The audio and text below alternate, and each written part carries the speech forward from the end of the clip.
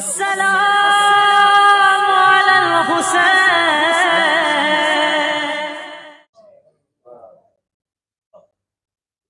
तो हमेशा मुअर्रख ने हमें तस्वीर का वो रुख दिखाया, नजर आ रहा, वो किरदार नहीं दिखाए जो नजर नहीं आ रहे थे। सिर्फ उसने ये बताया कि यजीद ने रसूल के बेटे से बैयत का मुतालबा किया, लेकिन इस सवाल का जवाब आज तक मुअर्रख नहीं दे सका कि उसमें इतनी जुर्रत आई कहां से थी, उसमें इतनी जुर्रत कैसे आई कि उसने जिसका कलमा पढ़ रहा है उसी के बेटे से बैत का मुतालबा किया। इसका मतलब है कि इससे पहले ये जुर्रत किसी ने की थी।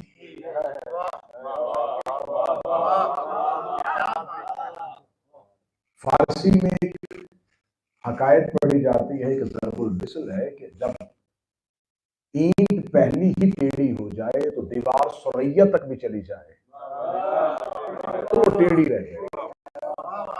इस्लाम की अमारत की पहली ही ईंट टेढ़ी रखी गई। यही वजह है कि आज तक जितनी भी अमारत इस्लाम की खड़ी है वो अपनी बुनियादों पे कायम नहीं रह सकती। तो हमें सिर्फ वाक़या करबला पे नजरें मरकूज नहीं करनी, हमें उन तमाम साजिशों के पीछे भी जाना है। वो मुहर्रिकात क्या थे जिसकी वजह से इतना बड़ा कत्ल हुआ। हमारी मजबूरी है कि ये किसी आम फर्द का कत्ल नहीं, दीन का कत्ल है। आप ये ना समझे कि ये सिर्फ एक रसूल के बेटे का कत्ल है, ये इस्लाम का कत्ल है, ये दीन का कत्ल है, ये शरीयत का कत्ल है। तो हमें इसके मुहर्रिकात पे जाना है कि आखिर कत्ल हुसैन की वजूहात क्या थी, यजीद ने ये मुतालबा बैत क्यों किया। मैं बड़ी सादा बड़ी आसान लफ्जों में इस कदर आसान तारीख को करूंगा कि आपके जहनों पे जाकर जम जाए। ये वाक़या करबला रूनमा कब हुआ था? 61 हिजरी को। रिसालत इमाम ने ज़ाहरी तौर पे दुनिया कब छोड़ी थी? 11 हिजरी को। रसूल को दुनिया से गए 50 साल नहीं हुए थे, यह वाक़या करबला रूनमा हो गया। ठीक है जी, आप अपने 50 साल ज़हन में रखने हैं। 50 साल नबी को दुनिया से गए हुए नहीं हुए और वाक़या करबला। 50 साल कोई बहुत लंबा अरसा नहीं होता, 50 साल एक छोटा सा अरसा होता है। एक नस्ल अभी जिंदा होती है, यानी कि जो रसूल के दौर में बचपन में था वो हुसैन के दौर में जवान था। उस दौर की जो एवरेज उम्र थी वो ये नहीं थी कि 80 या 70 साल लोग जीते थे, 100 से ऊपर तो लोग जीते थे। लिहाजा नबी के दौर में बचपन में था, हुसैन के दौर में जवान था, नबी के दौर में जवान था, हुसैन के दौर में बूढ़ा था। इसका मतलब अभी एक नस्ल नहीं गुजरी, अभी वो लोग मौजूद थे जिन्होंने अपनी आंखों से हुसैन को रसूल के कांधों पे देखा था।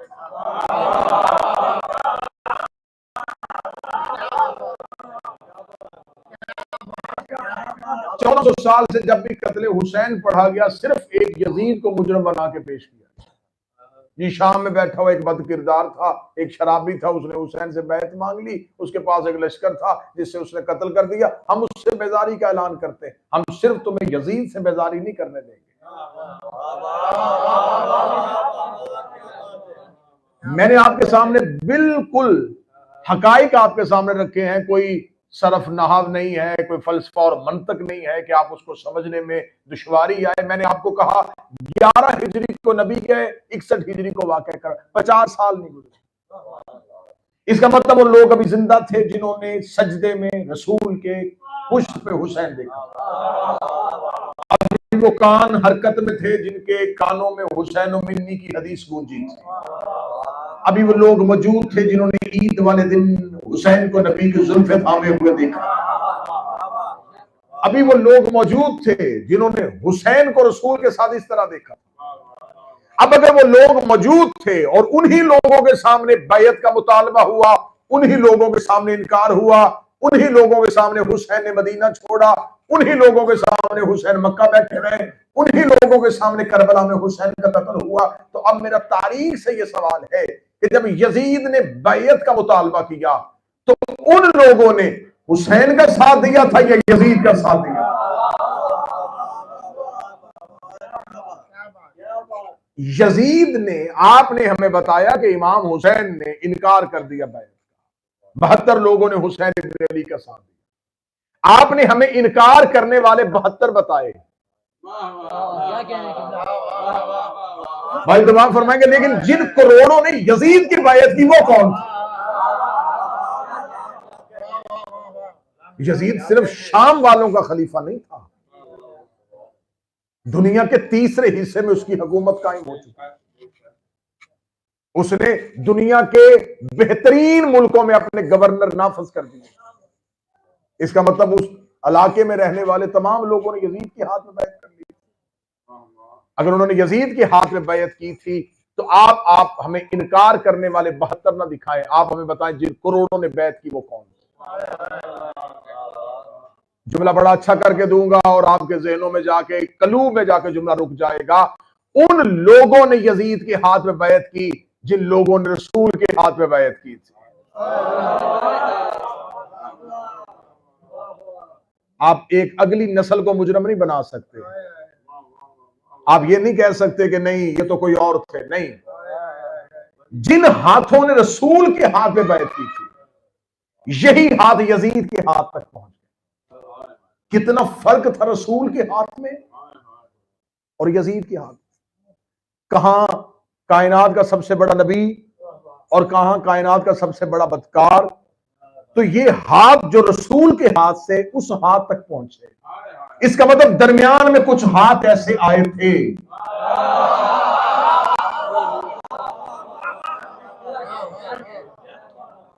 इन हाथों का सफर रसूल के हाथ से यजीद के हाथ तक, इसका मतलब दरमियान में कुछ हाथ है जिन्होंने इन हाथों को उस हाथ तक पहुंचाया। तो आप हमें सिर्फ यजीद के हाथ पे होती हुई बैत ना दिखाएं, आप हमें बताएं रसूल के हाथ से इस बैत को उठा के उस हाथ तक रखा किसने। तमहीदी मजालिस है, सिर्फ मुहर्रिकात पढ़ेंगे, आने वाली मजालिस में निशानदही करेंगे कत्ल हुसैन में शरीक कौन कौन था। सिर्फ जो करबला में लड़ रहे थे वो ही शरीक नहीं थे। ये खज्जर जो 10 मुहर्रम को गर्दने हुसैन में चला, ये सकीफा में तेज हुआ था। मैं फजाइल आपके सामने पढ़ूंगा। मैं पूरी दुनिया में ये जुमला कह रहा हूं कि इमाम हुसैन अलैहिस्सलाम का अगर आज इन 10 दिनों में पूरी इंसानियत कहती जी हम भी हुसैन के साथ हैं, हम भी हुसैन के साथ हैं, हम अहले सुन्नत हैं लेकिन हम इमाम हुसैन के साथ हैं, हम अहले हदीस हैं लेकिन हम इमाम हुसैन के साथ हैं। अगर आप हुसैन के साथ हैं तो हुसैन को सिर्फ आपका ये साथ नहीं चाहिए। आज सारे कहते हैं हुसैन सच पे थे, हुसैन ठीक थे, हुसैन सही थे। वजह क्या है? इसलिए कि मुकाबले में यजीद है।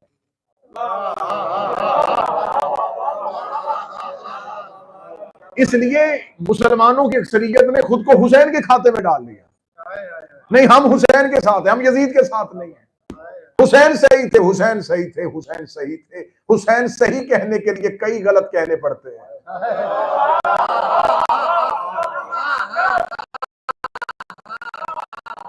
आप ये किस तरह कह रहे हैं कि बस हुसैन सही थे? सिर्फ हुसैन नहीं सही थे, हुसैन एक निजाम का नुमाइंदा था, यजीद भी एक निजाम का नुमाइंदा था। हुसैन इमामत का नुमाइंदा था, यजीद खिलाफत का नुमाइंदा था।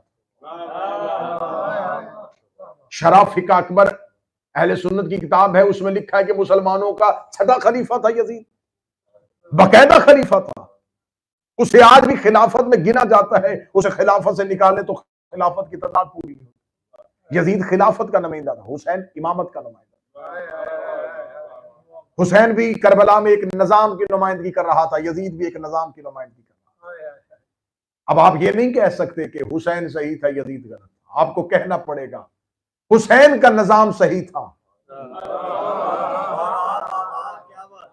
यजीद का निजाम गलत। मैं आपको एक बड़ी आसान एक टेक्निक दे के दूंगा, पूरी दुनिया में जहां मर्जी आप इस फार्मूले को इस्तेमाल कीजिएगा। सिवाय अली वलीउल्लाह पढ़ने वालों के कोई यजीद को गलत कह ही नहीं सकता। ये सिर्फ मेरी कौम को एजाज है कि हम खुल के यजीद को बुरा भी कह सकते हैं, यजीद पे लानत भी कर सकते हैं, लेकिन सिवाय अली वलीउल्लाह पढ़ने वालों के कोई यजीद को गलत नहीं कह सकता। वो उसकी खिलाफत को गलत साबित कर ही नहीं सकता। अगर वो कहेंगे कि यजीद की खिलाफत गलत है तो हम अगला सवाल करेंगे, आप बताएं कि आपके पास पहला खलीफा कैसे बना? ये कौम तो वो है जो गदीर से हटी नहीं। हम तो नबी का वो दिखाया हुआ हाथ गदीर पे, हम वहीं पे खड़े हैं। अगर आप कहते हैं कि यजीद की खिलाफत गलत थी, तो आप बताएं कि रसूल के बाद पहला खलीफा कैसे बना? शिया किताब ना उठाए, अहले सुन्नत किताबों को ढेर लगा लें। वो कहते हैं रसूल बकायदा किसी का ऐलान नहीं करके गए थे, रसूल के बाद सकीफा बनी सादा में महाजर निसार इकट्ठे हुए और इकट्ठे होकर उन्होंने वोटों से अपना खलीफा। और ये एक बहुत लंबी बहस है कि उस दौर में अक्सरियत सहाबा ने उस पहले खलीफा को मुंतखिब नहीं किया। साद बिन अबादा अंसारी जो था वो उनमें खुद उम्मीदवार था, उसने मरते दम तक पहले खलीफा को खलीफा नहीं माना था। तो इसका मतलब है कि सिर्फ शिया ही खिलाफत का इनकार नहीं कर रहे हैं, सहाबा की अक्सरियत ने भी इनकार किया। अब मैं बड़ी मोहब्बत के साथ ये पैगाम दूंगा कि जब यजीद ने पहला खलीफा जब बना था तो वो कैसे बना था? वो कहते वो वोटिंग के साथ बना था। किबला आप आगे तशरीफ ले आए सर, दरूद सारे हजरात मिलकर बुलंद आवाज से मोहम्मद। बिस्मिल्लाह बिस्मिल्लाह बिस्मिल्लाह, आगे तशरीफ ले आए।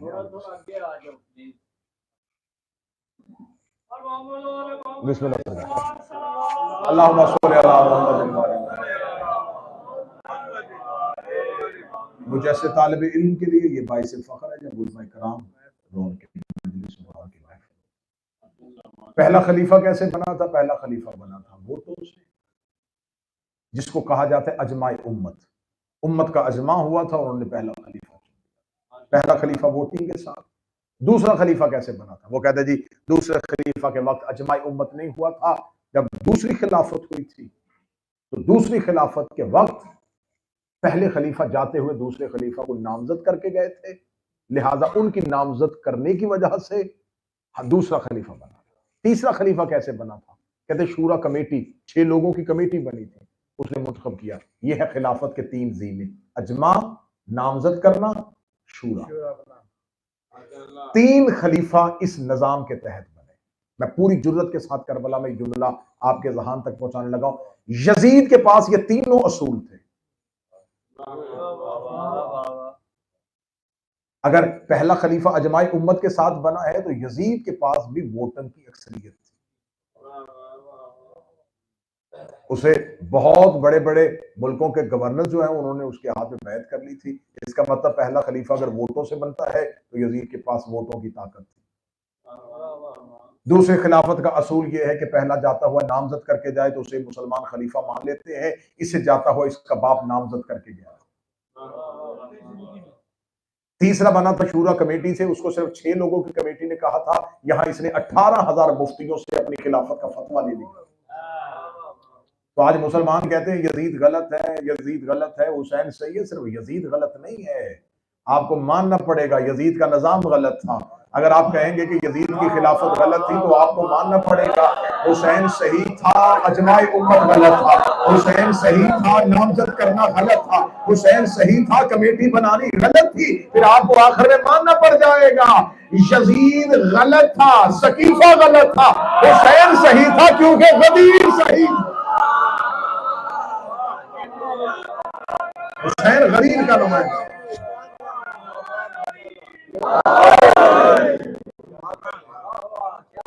कत्ले हुसैन सिर्फ एक कत्ल नहीं, हुसैन का लहू इनकलाब है।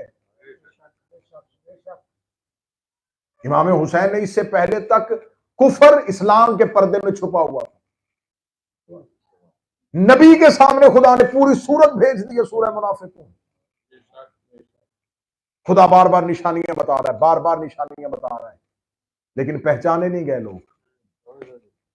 एक लंबा अरसा 25 साल अली ने खामोशी में गुजारा, मुनाफिक पहचाने नहीं गए। कुफ्र इस्लाम के पर्दे में छुपा रहा। इमाम हसन के दौर तक कुफ्र इस्लाम के पर्दे में छुपा।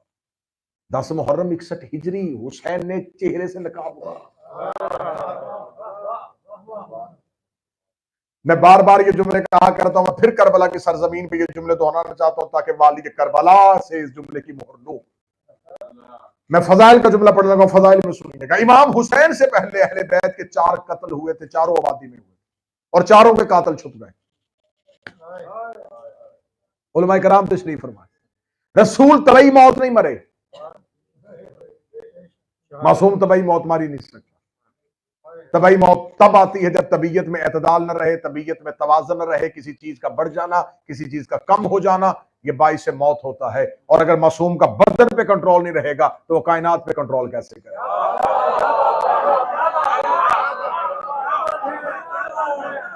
रसूल से भाई मौत नहीं मर सकती। इसको तो मैं अहले सुन्नत किताब से भी साबित, सही बुखारी में लिखा हुआ है कि रसूल को आखिरी वक्त में दवा पिलाई जा रही थी, रसूल हाथ से हटा रहे थे। अगर दवा में शिफा होती तो जिसने इलाज को सुन्नत बनाया था वो कभी भी हाथ से ना हटा। रसूल को मदीना में रसूल के हुजरे में जहर दिया गया। कत्ल शहर में हुआ, आबादी में हुआ, मदीने में हुआ, कातल छुप गया। आज मुसलमानों की अक्सरियत नहीं, क्या जमहूर मुसलमानों का नहीं मानता कि रसूल शहीद हुए, रसूल कत्ल हुए। बल्कि अगर हम शिया भी कहीं शहादत रसूल मनाएं तो हमें भी मनाने नहीं जाता। ये आप गलत कर रहे हैं, रसूल तो शहीद ही नहीं हुए, रसूल तो कत्ल ही हुए। कत्ल मदीने में हुआ, कातल छुप गया। दलाइल का अंबार है कि मासूम तबई मौत नहीं मर सकता, लेकिन उन्होंने कहा नहीं, कत्ल मदीने में हुआ, कातल छुप गया। रसूल के जाने के बाद रसूल की बेटी का कत्ल मदीने में हुआ। मैं फजाइल पढ़ रहा हूं, दिन की रोशनी में हुआ, तो रात की तारीकी नहीं, दिन की रोशनी में हुआ। लेकिन एक, क्योंकि जब मैं गफीर लेके आए थे दरवाजे पे, कातल छुप गया। तीसरा कत्ल उस वक्त के खलीफतुल मुस्लिमीन को मस्जिद में हालते सजदा में कत्ल किया। सिर्फ एक किराए का कातल पेश किया गया, अब्दुर्रहमान इब्ने मुलजिम, और आज तक वो किराए का कातल ही किताबों में लिखा जाता है, इब्ने मुलजिम। इब्ने मुलजिम में इतनी जुर्रत कहां से आई कि उस दौर के मुसलमानों के खलीफा का कत्ल कर दे? उसे किसने भेजा था? लालच क्या दिया था? तलवार कहां से आई थी? जहर कहां से खरीदी गई थी? किसने भेजी थी? कूफा में किसके घर मेहमान रहा? सारे के सारे कातल छुपे। बात समझ रहे जी?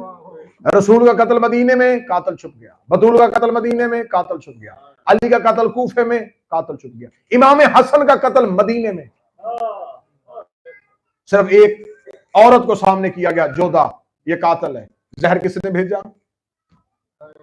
किस कबीले से थी? किसकी बेटी थी? इसके भाई कहां कहां थे? किसकी भांजी थी? किसकी नस्ल से थी?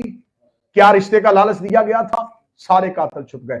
रसूल का कत्ल आबादी में, कातल छुप गए। बतूल का कत्ल आबादी में, कातल छुप गए। अली का कत्ल आबादी में, कातल छुप गए। हसन का कत्ल आबादी में, कातल छुप गए। जाहिर हो, हुसैन के नौकर हो, मातमी हो, जुमला बादशाह की नगरी में बैठ के कहने लगा, ये है मेरे करीम हुसैन का इख्तियार। हुसैन चारों के कातल घेर के करबला ले आया।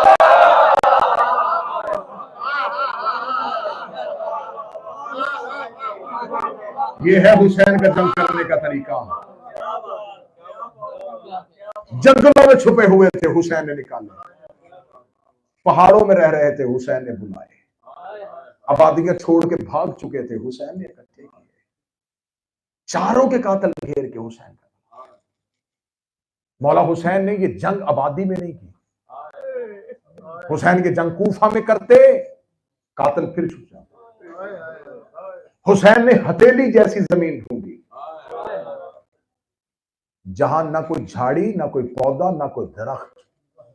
हुसैन ने कातल को किसी पौधे के पीछे भी छुपने नहीं दिया। हुसैन ने यूं, हथेली जैसी जमीन थी जहां मीलों तक नजर जा रही थी। हुसैन ने सब इकट्ठे कर लिए। इकट्ठे करके हुसैन ने अपने सामने खड़े करके हुसैन ने अपने लहू से एक लकीर खींच दी। ये वो लकीर थी जिसकी तौहीद कोशिश कर रही थी वाज़े हो जाए। हुसैन ने अपने लहू से ऐसी लकीर खींची कि इधर इस्लाम खड़ा कर दिया, इधर सारा कुफर खड़ा कर दिया। मुसलमानों ने हुसैन नहीं मारा, काफिरों ने हुसैन मारा। ये इस्लाम में आए कब थे? छुपे हुए थे इस्लाम के पर्दे में। बस करबला में हुसैन ने चादर उतारी थी, इस्लाम के पर्दे के अंदर छुपे थे, हुसैन ने नकाब उतार दिया, चेहरे नंगे कर दिए, बाप दादे का शजरा खोल दिया। मैं क्या बताऊं किस किस का बेटा करबला में आया, मैं क्या बताऊं कि किस किस मोतबर का बेटा करबला में मौजूद था कत्ल हुसैन के लिए। अगर हुसैन बेटे को ना बुलाते तो बाप आज तक मोतबर रहता। ये था मेरे हुसैन का इनकलाब। जानते थे हुसैन करबला में क्या होने वाला है, लेकिन हुसैन इन्हें जुल्म की आखिरी सरहद पे लेके जाना चाहते थे। आखिरी सरहद पे हुसैन ने खड़ा का मुहर्रम की शब ढल गई और 2 दिन ढल गया और 2 की रात आ गई। जिस जगह में तुम बैठे हो यहां से चंद लम्हों के फासले पे है वो शहर।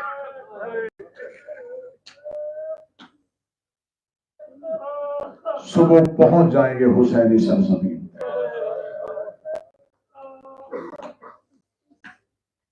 कल बन जाएगा हुसैन इस धरती का मेहमान।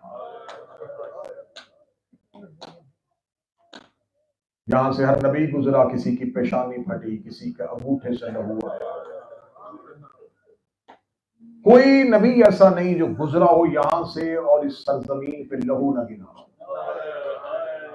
जिस नबी का लहू गिरता पुकार के कहता मेरे अल्लाह कोई गलती, फरमाए गलती नहीं, जमीन का लहू भला है। नबी चीखे मार के गुजरते रहे, नबी धाड़े मार के गुजरते रहे। जिस नबी से खुदा ने कहा थोड़ी देर के लिए ठहर जाओ, उसने कहा जिगर फट जाएगा मुझे इस जहाज से जाना।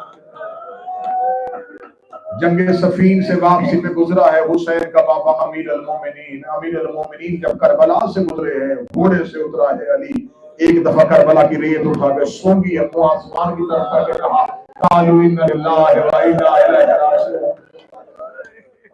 मौला अली के सहाबा ने पूछा मौला ये कौन सी रेत है जिसे सूंघा है?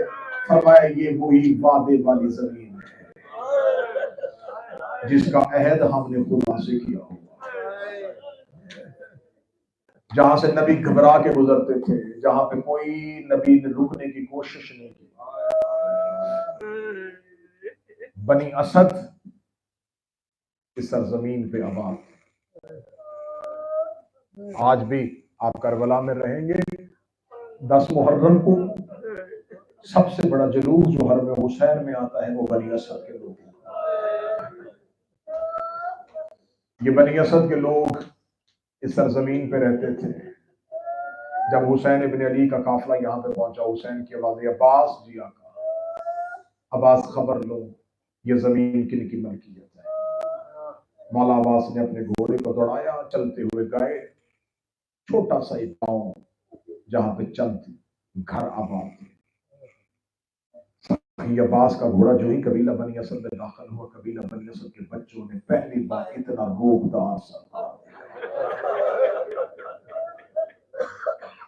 कबीला बनी असद के मर्दों ने घर के दरवाजे, ये कौन शहंशाह है जो जंगल में आ गया है?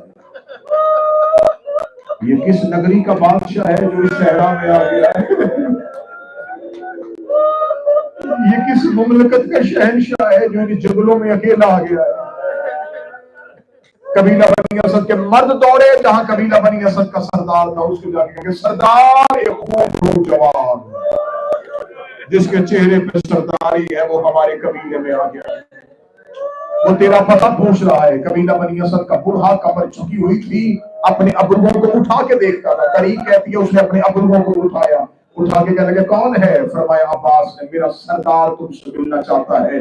जब कहा मेरा सरदार तुमसे मिलना चाहता है, करबला में बंदा बैठा और चीख ना निकले और वो बैठा भी अब्बास के दरवाजे पे हो। जब मौला अब्बास ने कहा कबीला बनी असद का बुजुर्ग मेरा सरदार तुमसे मिलना चाहता है, बनी असद का बुजुर्ग चीख मारता, तेरा भी कोई सरदार है?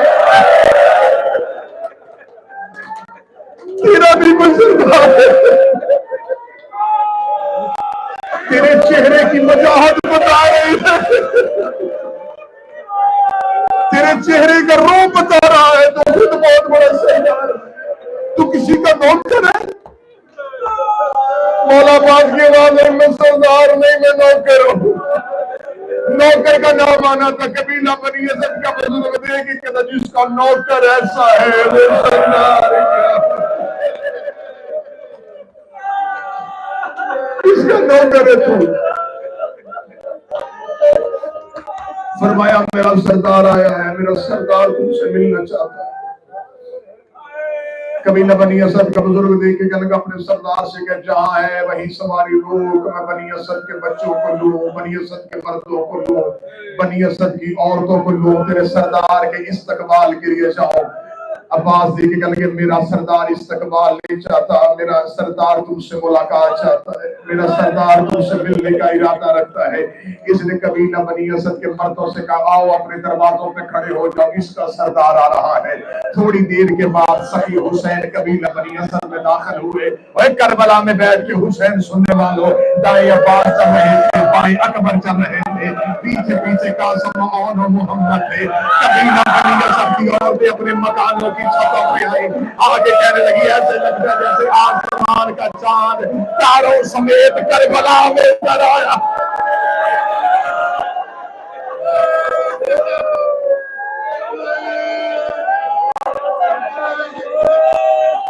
कबीला बनी असद के मर्दों ने इज्जत के साथ इस्तकबाल किया, हौसले के साथ वरूद करबला सुना हुसैन इब्ने अली, ज़हरा के गरीब का इस जंगल में उतरना सुना।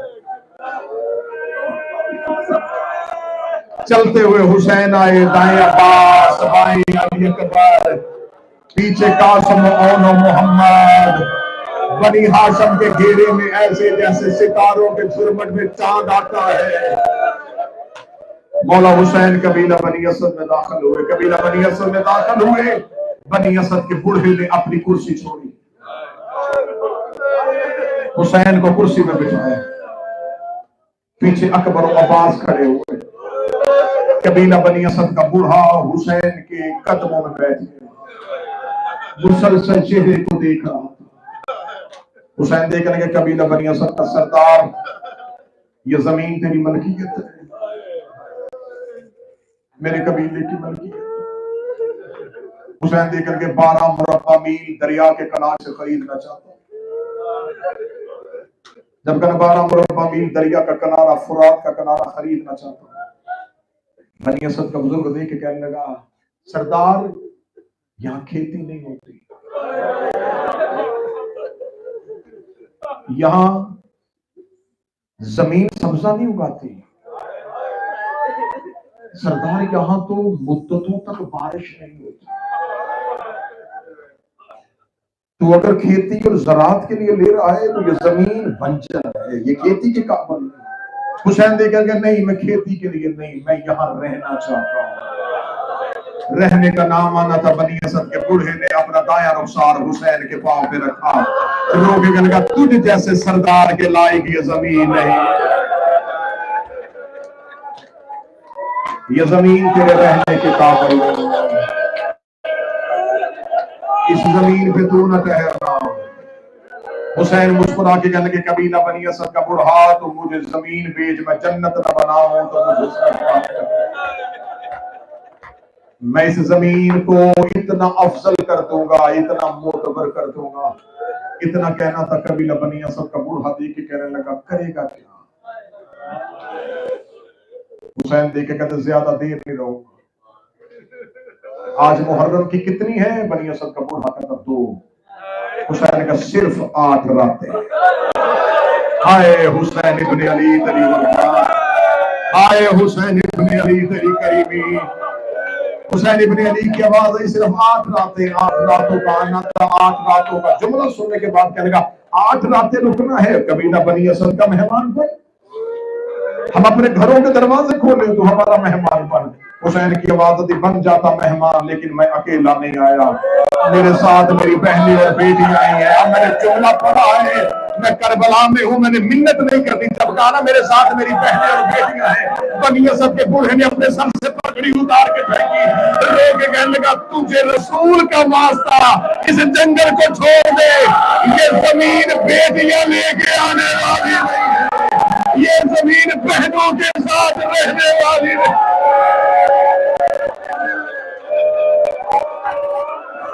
मुसाफिर उठ, छोड़ सहरा को, मैं समझा था सिर्फ मर्द लेके आया है, तेरे साथ कोई पर्दादार है, जितनी जल्दी हो सके अपने पर्दादार लेके इस सहरा को छोड़ दे। हुसैन रोक दे, क्यों इस सहरा में क्यों नहीं रहने देता?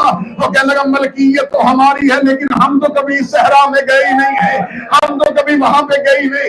कभी कभार हमारी औरतें बुरा से पानी लेने के लिए इस सहरा के अंदर से गुजरती हैं, हम अपने बच्चों को इस सहरा में नहीं उतरने देते। हुसैन देखने क्या है इन रेत के टीलों में जो करबला में बैठा मातम करना। कबीला बनी असद का बूढ़ा कहता है आधी रात तो किसी मजदूर के रोने की आवाज आती है, जो रो रो के कहती कोई यहाँ ना आ रहा, और ये मेरी बेटियों के रहने की जगह है, और ये मेरे बच्चों के उतरने की। डर गई है कबीला बनी असद की औरतें, घबरा गई है कबीला बनी असद की औरतें। हमारी औरतें हमारे बच्चे डरते हुए इस रेत के टीलों में नहीं जाते, यहां से किसी मस्तूर के रोने की आवाज आती है। मस्तूर का नाम आना था, हुसैन की चीख निकली।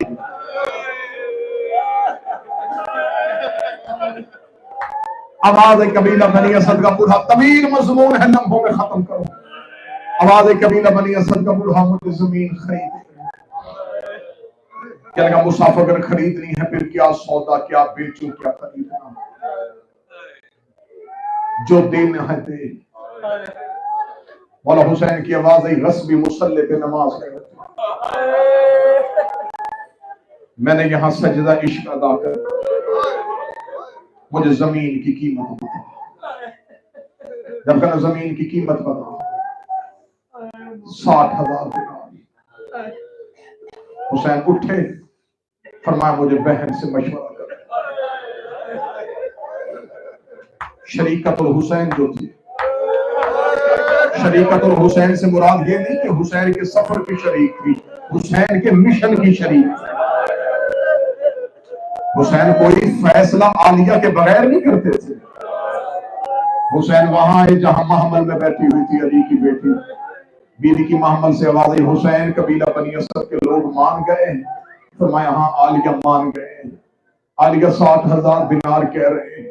बीवी देख के कहती हुसैन 30,000 दिनार तू देगा, 30,000 दिनार मैं दूंगी।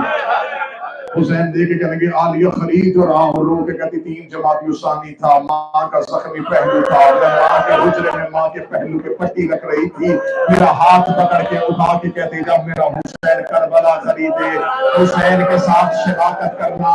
19 रमजान को मेरे बाप ने मुझे वसीयत की थी, मुझे जाफर तैयार के बेटे अब्दुल्ला ने चाहते हुए दिनार दिए हैं, ये पकड़ 30,000 दिनार, 30,000 दिनार का नाम आता था। हुसैन की आवाज है 30,000 दिनार तू दे रही है, 30,000 मैं दे रहा हूँ। ज़ैनब ऐसे कर, मैं ज़ैनुल आबिदीन के नाम नहीं लिखवाता, मैं तेरे और के नाम लिखवाऊं। जब कहना और के नाम लिखवाऊं, रो के कहती मैंने कोई और की माँ कहलवाना है, मैंने कोई मोहम्मद की माँ कहलवाना है। ऐसे करना तू सज्जाद के नाम लिखवा, ना मैं और के नाम लिखवाती हूँ। अकबर तेरा भी बेटा है, अकबर तेरा भी बेटा है, करबला की जगीर अकबर के नाम पे लिख दे। ये लिख दी गई अकबर के नाम पे, इसीलिए तो सकीना शाम के बाजारों में बार बार सज्जाद से कहती थी सज्जाद मुझे अकबर की जगीर में तमाचे क्यों मारे गए। अजरो को मिला अल्लाह, अजरो को मिला अल्लाह। आखिरी 2 मिनट मुझे देना। ऐसे से कर, न सज्जाद के नाम लिख, न आन के नाम लिख करबला अकबर के नाम। हुसैन इब्ने अली ने बैनामा लिखा, अकबर के नाम पे जमीन लिखवाई। कभी ना बनी असद की रो रो के सकीना कहती रही, दुख मुझे कब्र तक रुलाएगा, मुझे अकबर की जगीर में मारा गया है। बेटी है पर्दे में मेरी बहनें बेटियां, बहनों को भाइयों के शहरों पे मान होता है। लिख दे गई अकबर के नाम जगीर, अकबर के नाम जगीर लिखी। कल करबला में बरूद है हुसैन का, इसलिए मैं तुम्हें करबला सुना रहा हूं। अकबर के नाम पे जगीर लिखी गई। अकबर के नाम पे जगीर लिखने के बाद कभी न बनी असद के बूढ़े ने बिस्मिल्लाह पढ़ के कागज हुसैन के हाथ में रखे। रखने के बाद कहने का, मुसाफिर तू मेरे कबीले में आया, जितनी तेरी इज्जत थी उतना मुझसे इस्तकबाल नहीं हुआ। मुसाफिर तूने हमसे जगीर मांगी, मैंने तेरे आगे मिन्नतें की, तेरा हुक्म था मैंने दे दी। अब हो गई जगीर तेरे नाम, अब मैं मालिक नहीं, अब मालिक है तू। मैंने ले ली है जमीन की कीमत, अब तो मुझे बता दे तू करना क्या चाहता है। जब कहना अब तो मुझे बता दे तू करना क्या चाहता है। अब तो करबला में बैठ के पहले सुन रहे हो, बंदे साथ उठाना। हुसैन दे के कहते मुसलमान है, कहने लगा मुसलमान हो। कलमा किसका पढ़ा है, कहने लगा मदीने वाले मोहम्मद का। हुसैन रो के कहते कभी मदीने वाले मोहम्मद की ज़ियारत के लिए गया है, कहने लगा मुद्दत हो गई, बीमार हुआ, सफर के काबिल नहीं हुआ, लेकिन जवानी का एक दौर था जब मैं मदीने गया था। मदीने जब मैं मस्जिद नबवी में दाखिल हुआ था, मैंने पहली बार रसूल की ज़ियारत की थी, मैंने रसूल के कदम चूमे थे। आवाज आई तुझे मेरे नाना की कोई और भी बात याद है, कहने लगा जब मैं जवानी में रसूल की ज़ियारत करने के लिए गया था, रसूल की गोद में एक बच्चा बैठा हुआ था, रसूल बार बार उसका चेहरा चूम रहे थे। मैंने पहला सवाल मदीने वाले मोहम्मद से कहा था, ऐ मुसलमानों का रसूल ये कौन है? सीने से लगा के कहीं से पहचान, ये मेरा बेटा है, नाम इसका हुसैन है। मैं उस शहजादे का चेहरा देखता रहा, हुसैन ने अपने चेहरे से नकाब उतारा। हुसैन की आवाज बनी असद का बूढ़ा पहचान, वही हुसैन इब्ने अली मैं हूँ। हुसैन का नाम आना था, बनी असद का बूढ़ा रेत में गिर गया। मोहम्मद का बेटा, अब मुझे ये ना कहना कि ये मोहम्मद की बेटियां और मोहम्मद की बेटियां चंद्रों में आ गई और रसूल ज़ादियां सहरा में आ गई, और तू तो मदीने में पड़ा बात था। रोज एक बनी असद के बूढ़े के बैन सुनना बनी असद के बूढ़े के। रो के कहने का तू तो आबाद था मदीने में, तेरे तो नाना का लोग कलमा पढ़ते थे। हुसैन रो के कहते मुझे मदीने में किसी ने रहने नहीं दिया। कहने का तू तो मोहम्मद की बेटी का बेटा था, फरमाया मेरी माँ का पहलू जख्मी हो गया। कहने का तेरा तो बाबा मुश्किल कुशा था, फरमाया कूफे में सर काट दिया गया। हुसैन ने गुर्बत बताई, बनी असद के बूढ़े की आंखों से बेसाब आंसू निकले। कहने का किस्मत और मुकद्दर, मोहम्मद की औलाद मेरी मेहमान बन गई। हुसैन इब्ने अली की आवाज में बनी असद का बूढ़ा, मैंने तारुफ खुद पहले इसलिए नहीं करवाया, तू ऐसे ना हो जगीर के सौदे से उठ जाए। खरीद ली है मैंने तुझसे ये नैनवा, खरीद लिया है मैंने तुझसे फुरात का किनारा। अब ये मलकियत है हुसैन इब्ने अली की, लेकिन मैं यहाँ ज्यादा नहीं रहूंगा, मैं 8 दिन रहूंगा। ये कहने के बाद बनी असद के बूढ़े से हुसैन ने कहा, इमाम होता है उम्मत का बाप, तू है बनी असद का सरदार, एक बार अपने कबीले की औरत मर्द बच्चे बुला, मैं इमाम वक्त बन के उनसे कोई बात करना चाहता हूँ। कभी ना बनी असद के बच्चे जमीन पे बैठ गए, कभी ना बनी असद की औरत बैठ गए, कभी ना बनी असद के मर्द बैठ गए। ज़हरा का गरीब उनके दरबार में खड़ा हुआ, लगाए। बनी असद के बच्चों, ऐ बनी असद की औरतों, ऐ बनी असद के मर्दों, मैं चंद रातों के लिए तुम्हारा मेहमान बन के आया हूँ।